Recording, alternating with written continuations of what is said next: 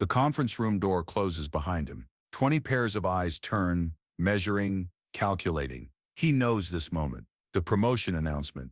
Someone else got it. Not him. The silence stretches like a blade across skin. They wait for his reaction, for the flinch, for the crack. He stands in the doorway between worlds.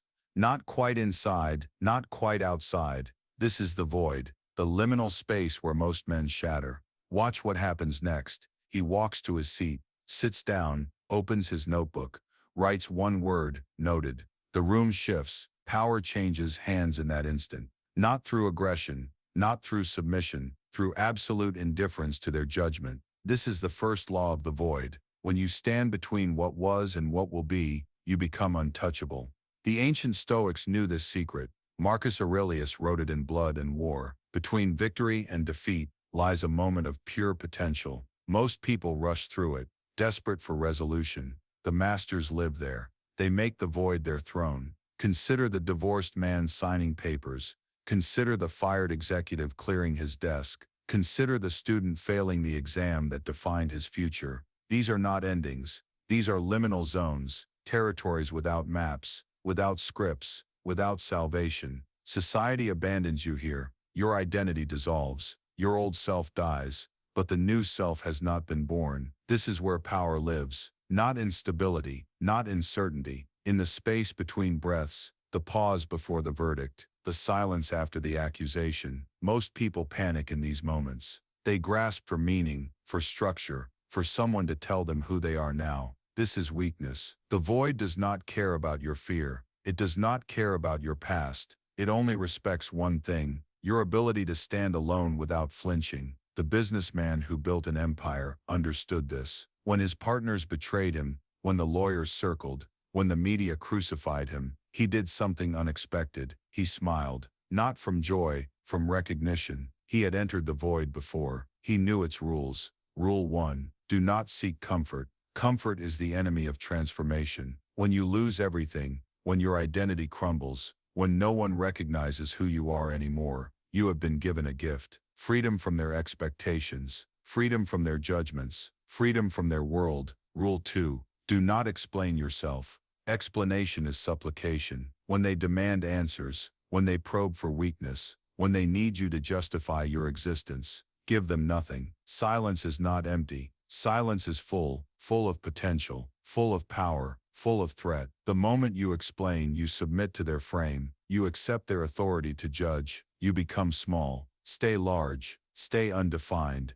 Stay dangerous. Rule 3. Embrace the dissolution. Your old self is dying. Let it die. Do not mourn what you were. Do not cling to dead identities. The void strips everything false, everything borrowed, everything weak. What remains? Only what cannot be taken. Your will, your discipline, your capacity to endure. These are the only currencies that matter in the liminal space. Everything else is decoration. The promoted colleague smirks across the table. The ex-spouse laughs with friends. The successful rival posts another victory. Let them. They live in the mapped world, the safe world, the world of scripts and roles and predictable outcomes. You live in the void now, the unmapped territory, the space between worlds where new gods are born. Stand there, stand alone, stand unbreakable. The void is not your enemy. The void is your teacher, your forge, your throne. Master it, and you master everything, because everyone eventually enters the void, but only you will know how to rule there.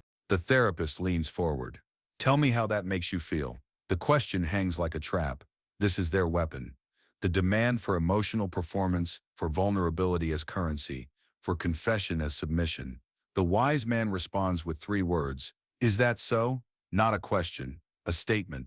A mirror that reflects nothing back.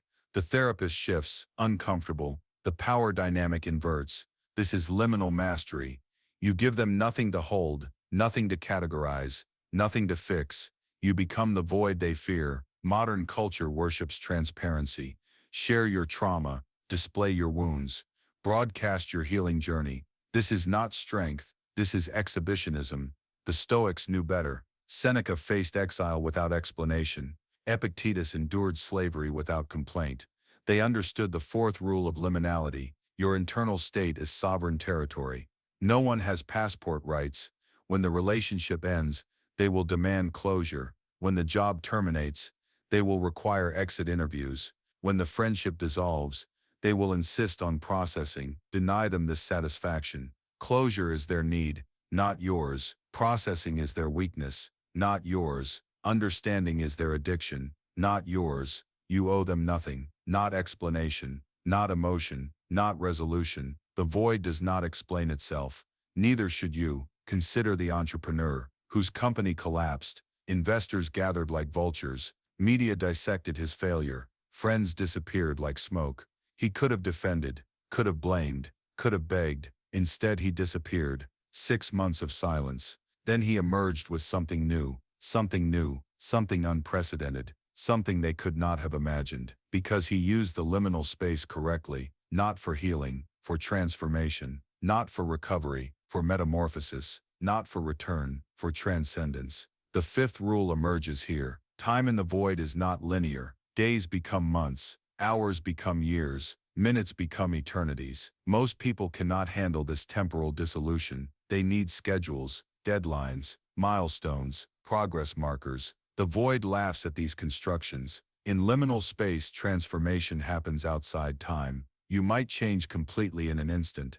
You might remain suspended for years. Both are correct. Both are necessary. Both are perfect. Do not rush your becoming. Do not let them rush it either. The sixth rule follows naturally. Become comfortable with incompletion. The void is not a problem to solve. It is a state to inhabit, like death, like sleep, like the moment before orgasm. These are not transitions.